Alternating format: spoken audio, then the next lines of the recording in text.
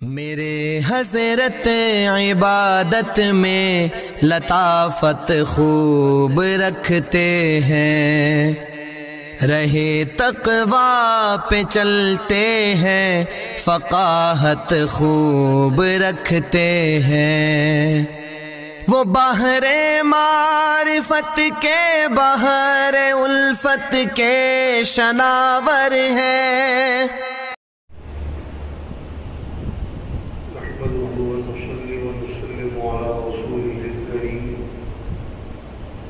من يومنا هذا إلى يوم الدين.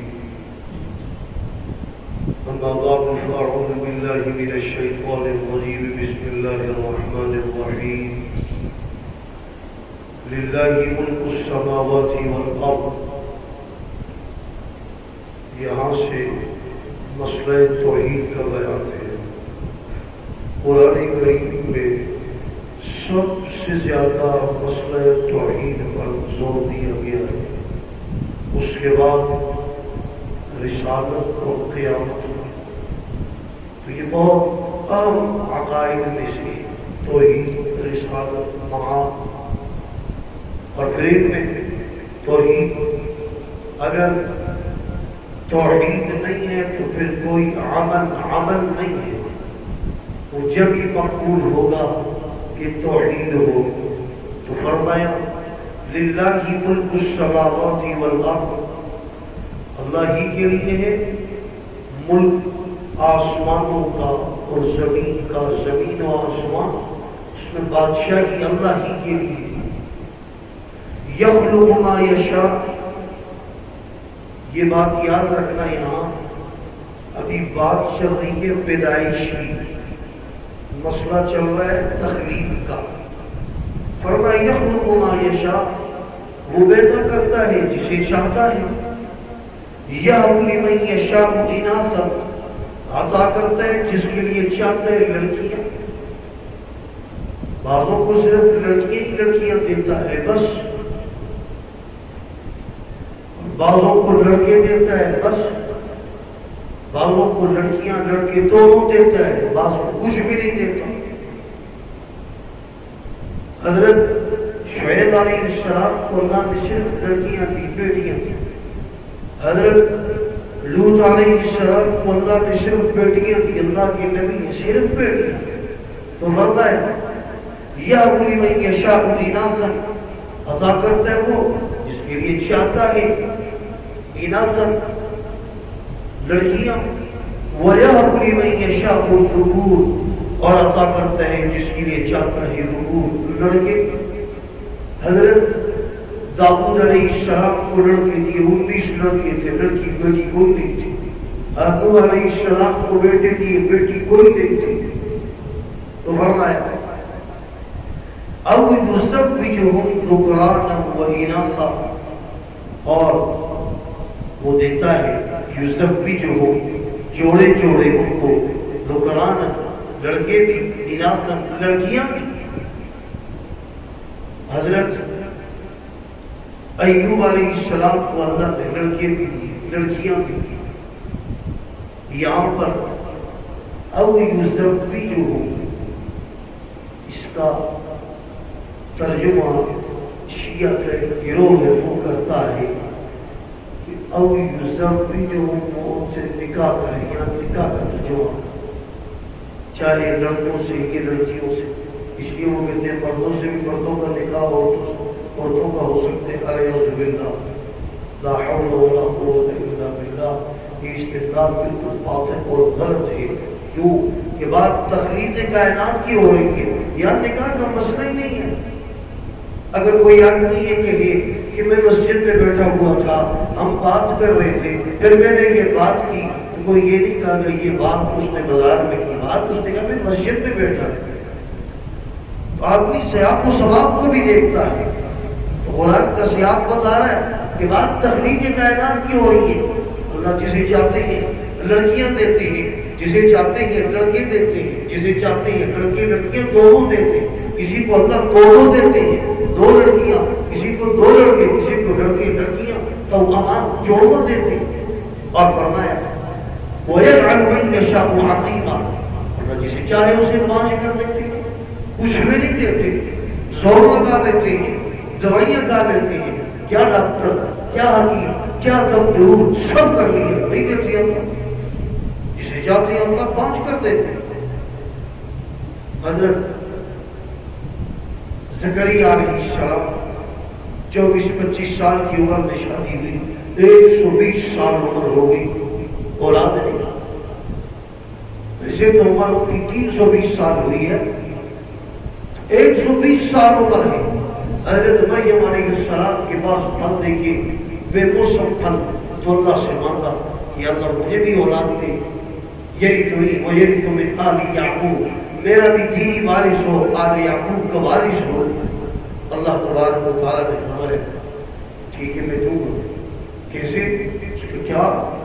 اللہ نے فرمایا اللہ جسے چاہے۔ نشانی کیا ہے؟ فرمایا نشانی ہوگی آیت، نشانی تمہاری ہوگی، تم ٹھیک ٹھاک ہوگے، تو 3 دن 3 لیال سویہ، 3 دن تک تم بات نہیں کر سکو۔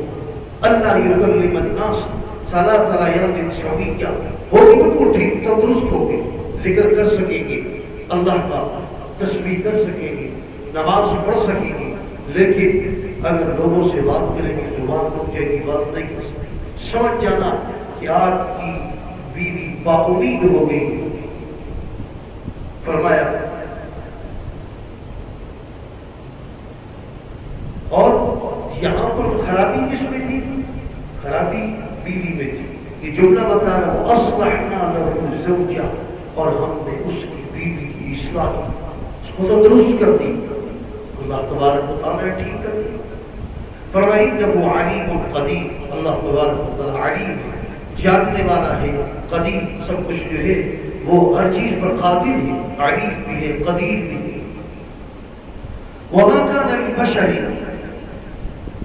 ان يكلمه اللہ، اور نہیں ہے بشر کی شان، نہیں ہے بشر کے لائق یہ کہ اللہ تبارک و تعالیٰ اس سے کلام کرے، کہ اللہ تبارک و تعالیٰ سے براہ راست اللہ کسی بشر سے کلام کر سکتے ہیں؟ فرمایا نہیں، یہ لائق نہیں ہے، یہ شان نہیں ہے کسی بشر کی کہ اللہ تبارک و تعالیٰ اس سے براہ راست کلام کرے۔ کلام کی 3 صورتیں قرآن نے بیان کی، الا وحیا، ایک صورت وحی کی، نمبر 2 او من وراء حجاب، یا پردے کے پیچھے سے، او یرسل رسولا، یا فرستادہ بھیج کر، فرشتہ بھیج کر، رسول بھیج کر، 3 طریقوں سے وہی آ سکتی ہے۔ یا اللہ تبارک و تعالی دل میں براہ راست القا کرے۔ حضرت حارث بن ہشام رضی اللہ عنہ جو جہل کے سگے بھائی ہیں، سن 8 ہجری میں مسلمان ہوئے، سرکار کی خدمت میں حاضر ہوئے، مخلصین مسلمانوں میں سے تھے۔ پوچھا کیف تأتیک الوحی، آپ کو وحی کیسے آتی؟ آپ نے فرمایا کبھی تو وحی آتی ہے مثل صلصلۃ الجرس، جسے گھنٹی کی آواز ہوتی، جانور کے گلے میں گھنٹی ہو، وہ بج رہی ہے، ویسے مسلسل دل کے اندر محسوس ہوتی ہے گھنٹی کی آواز۔ ایک تو طریقہ یہ ہے وحی آنے کا، اور دوسرا او من وراء حجاب، یا پردے کے پیچھے سے، جسے موسیٰ علیہ السلام سے اللہ نے بات کی پردے کے پیچھے سے۔ معراج پر سرکار کے حضرت عبداللہ ابن مسعود رضی اللہ تعالیٰ عنہ اور امی عائشہ صدیقہ فرماتی ہے وہاں پر جو کلام ہوا وہ پردے کے پیچھے سے ہوا۔ حضرت عبداللہ ابن عباس رضی اللہ تعالیٰ عنہ فرماتے ابتداءً پردے کے پیچھے سے ہوا، بعد میں سارے پردے ہٹ گئے، براہ راست اللہ سے کلام ہوا اور اللہ براہ راست اللہ نے دیدار کروایا۔ حضرت عبداللہ ابن عباس رضی اللہ تعالیٰ عنہ کا قول تو فرمایا او من وراء حجاب او یرسل رسولا، یا فرشتہ بھیج کر، رسول بھیج کر فرشتہ، اور فرشتے کی بھی 2 صورتیں ہیں، یا تو فرشتہ اپنی اصل حالت پہ، اپنی اصل صورت پہ، یا انسان کی صورت میں۔ سرکار نے فرمایا کہ حضرت جبرائیل کو میں نے اپنی اصلی صورت میں 2 مرتبہ دیکھا، ایک غار حرا میں 1 مرتبہ جب پہلی وحی لے کر آئے، ان کے 600 پر تھے جو انہوں نے کھولے ہوئے تھے، 600 پر، اور دوسری مرتبہ جب معراج پر گئے تو سدرۃ المنتہا پر دیکھا، اور بقیہ وہ کسی انسان کی صورت میں آتے ہیں.